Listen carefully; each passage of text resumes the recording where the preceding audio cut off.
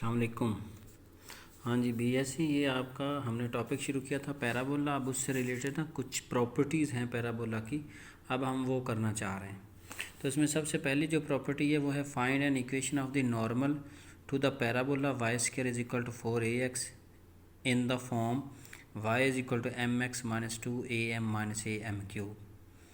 तो ये अब हमने देखना है कि जो हमारे पास इक्वेशन ऑफ पैराबोला होती है उसके ऊपर जो नॉर्मल है उसकी ये इक्वेशन हमने बना के दिखानी है। मतलब क्या है कि हमारे पास अगर एक ये पैराबोला हो ना, ये है पैराबोला, इस पैराबोला के ऊपर हमने क्या लेनी है, एक टेंजेंट ले लेनी है। फ़र्ज़ करें यहाँ से हम एक टेंजेंट लाइन ले रहे हैं, टेंजेंट लाइन। तो इस टेंजेंट के ऊपर ना ये जो लाइन हो गई ये वाली, इस लाइन को हम कह देंगे नॉर्मल लाइन, नॉर्मल लाइन। तो इसकी जो इक्वेशन है वो होनी चाहिए y is equal to m x minus 2am और माइनस am क्यूब। ये हमने प्रूव करके दिखाना। तो इसके लिए हम क्या करते हैं, देखें ज़रा प्रूफ के लिए। ये फिर नोट्स मैं आपको सेंड कर दूंगा, इसको ज़रा समझ लें। इक्वेशन ऑफ पैराबोला आप जानते हैं कि ये y square is equal to 4ax है।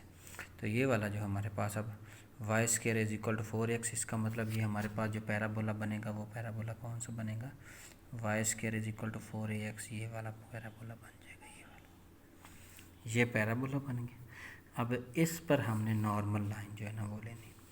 तो उसके लिए सबसे पहले आपने क्या कर लेना, कहता है कि take any point P on the on it and differentiate on x। मतलब क्या है कि आप ऐसा करेंगे कि एक ना पैराबोला लेंगे, पैराबोला आपने ये ले लिया y square is equal to 4ax, ये हमारे पास x एक्सेस और y एक्सेस हो गया। इसके ऊपर वो कहते हैं एक पॉइंट आप ले लें जिसको आपने x1 और y1 कह देना। अब ये पैराबोला कौन सा है, y square is equal to 4ax। अब आपने क्या करना है कि इसका डेरिवेटिव लेना है। जब हम इसका डेरिवेटिव लेंगे तो ये बन जाएगा 2y dy by dx is equal to 4a।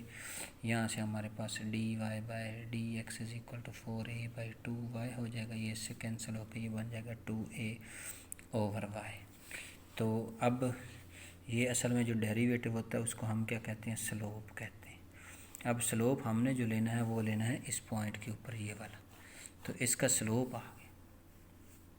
तो इस पॉइंट के ऊपर जब लेंगे तो हम लिखेंगे dy by dx at point x1 और y1। मतलब x1 की जगह x की जगह पे x1 और y की जगह पे y1, लेकिन इसमें x तो है नहीं, तो ये बन जाएगा 2a ओवर y1। तो ये हमारे पास असल में अब ये किसके इक्वल आ गया, स्लोप के। स्लोप को हम क्या कहते हैं, m कह देते हैं। तो m हमारे पास जो है वो क्या आ गया, 2a ओवर y1। अब ये जो स्लोप है ना, ये स्लोप ऑफ टेंजेंट है। तो नॉर्मल के लिए हम क्या कहते हैं, आपने ना एफएससी में ये पढ़ा हुआ है कि अगर एक का स्लोप फ़र्ज़ करें कि m1 जो है एक लाइन का वो है जी, फ़र्ज़ करें 5, तो जो हमारे पास स्लोप हो जाएगा ना, ये अगर हमारे पास टेंजेंट का नॉर्मल हो, टेंजेंट का स्लोप हो, तो जो नॉर्मल होता है ना, नॉर्मल का जो स्लोप होता है, फ़र्ज़ करें m2 लिखते हैं तो वो 1 ओवर 5 और साथ नेगेटिव आ जाता है। इस तरह से ये जो हमारे पास है ये y1 ओवर 2a हो जाएगा, लेकिन साथ क्या आ जाएगा, माइनस का साइन आ जाएगा। इस तरह से ये हमारे पास माइनस y1 ओवर 2a आ जाएगा। अब ये किसके इक्वल आ जाएगा, फिर m के। तो यहाँ से ये बन जाएगा हमारे पास y1 is equal to minus 2am। तो यहाँ पर देखें ये y1 is equal to minus 2am हो गया। तो हमारे पास जो इक्वेशन होती है वन पॉइंट स्लोप फॉर्म जो होती है वो हमारे पास क्या होती है, y minus y1 is equal to m into x minus x1। ये भी आपने लाइन की इक्वेशन पढ़ी, वन पॉइंट स्लोप फॉर्म है।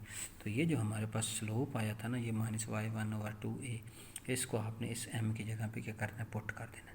जब आप इसको पुट करेंगे, पुट करने के बाद आपने इसको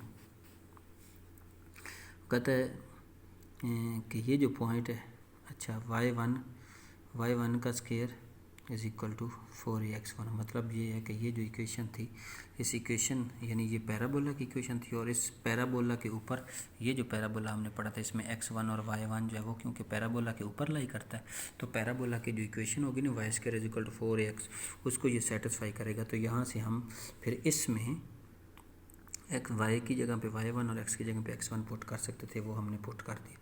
पुट करने के बाद फिर हमने क्या किया, ये जो y1 है ना ऊपर उसकी जो वैल्यू -2am है वो पुट कर दी। पुट करने के बाद राइट साइड पे तो 4ax1 वैसे ही रह जाएगा।